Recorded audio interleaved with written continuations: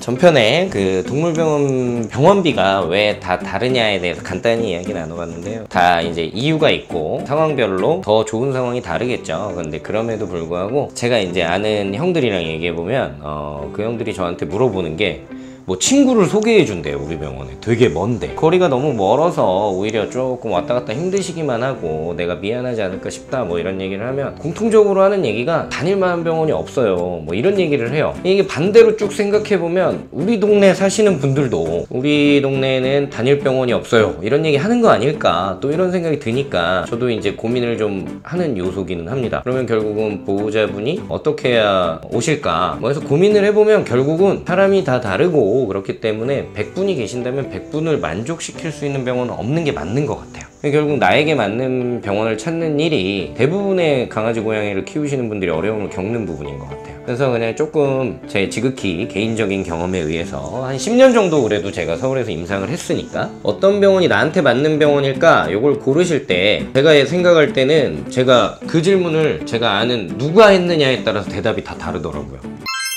이 얘기는 결국은 내가 어떤 사람이냐가 제일 중요한 것 같아요. 병원을 가시려는 보호자분이. 첫 번째로 웬만한 일들은 나는 스스로 하는 편이고 남을 뭐 이제 고용해서 하거나 맡겨서 하거나 혹은 이제 남을 신뢰해야 되는 상황을 불안해 하시는 분들이 있어요. 그런 분들은 사실은 이런 분들이 병원 찾기 제일 어렵습니다.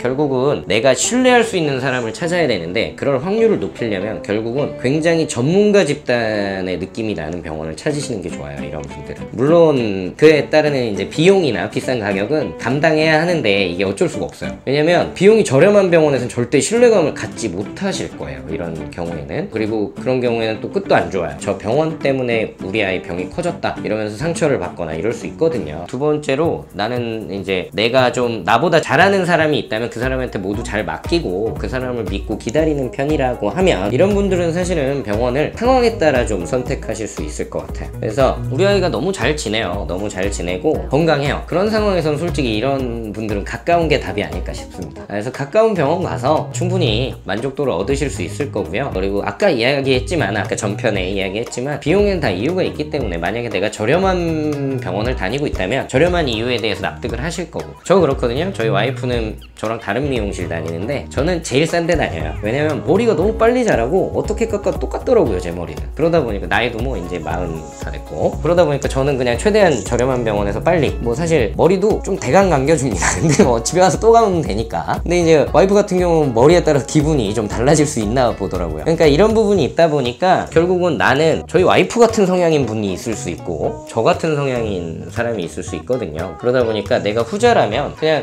가깝고 이왕이면 비용이 저렴하고 이런 데를 다니다가 우리 아이가 많이 아파요. 이 병원이 지금 영업을 안 하거나 혹은 이 선생님이 이 병에 대해서는 솔직하게 뭐 잘 모르겠다고 하시거나 큰 병원 가시라고 아니면 내가 느낄 때 금방 낫지 않는 것 같아요. 그런 상황에만 상위병원을 찾아주시면 되거든요. 결국은 이 모든 것들이 결국은 비용이나 혹은 내가 받는 서비스와 관계가 있는데요. 그러니까 뭐 우리 어디 놀러가서 자도 유스 호스텔도 있고 조금 모텔도 있고 모텔도 좀 허름한 데 있고 좋은 데 있고 호텔도 있잖아요. 그러다 보니까 나는 평소에 솔직히 이게 좀 맞아요. 호텔에서 자는 걸 선호한다. 호텔은 벨보이도 있고 무슨 청소하시는 그런 직원분들도 많고 주차장도 누가 관리를 하고 있고 이렇잖아요. 마찬가지예요. 병원도 그런 스태프들이 많아서 우리 아이가 총괄적인 서비스를 예를 들어 눈이 아파서 진료를 받고 왔지만 발톱도 다 깎여있고 발바닥 털도 밀려있고 귀도 닦여있단 말이죠. 그런 병원이 있고 눈이 아파서 가면 그냥 안약 받고 눈에 대해서 치료받고 이렇게 집에 오는 병원이 있고 그게 스타일이 다르니까요. 내가 평소에 어떤 사람이냐 이런 거에 따라서 우리 동네에 어떤 병원이 있는지 직접 한번 다녀보시고 병원 문턱 낮잖아요. 그냥 간식 사러 가셔도 돼요. 우리나라 병원들은. 그렇죠. 그래서 병원 분위기 보고 그리고 수의사가 보이면 수의사한테 혹은 거기 스태프들이 보이면 스태프들한테 평소에 내가 이러이러해서 왔을 때 여기는 어떻게 진료해주는지 그냥 물어보시면 됩니다. 편하게. 우리나라처럼 병원 문턱이 낮은 나라가 별로 없어요. 그러니까 편하게 생각하시고 나한테 맞는 병원을 마음속으로 몇 군데 정해두시는 게 도움이 될 것 같습니다. 결국은 내가 어떤 성향인지 파악하시고요. 그리고 전문 누군가를 나는 잘 신뢰하기보다는 내 스스로 해주는 걸 좋아하고 남에게 맡기는 것이 뭔가 조금 불안하다, 그러신 분들은 처음부터 아주 전문가적이고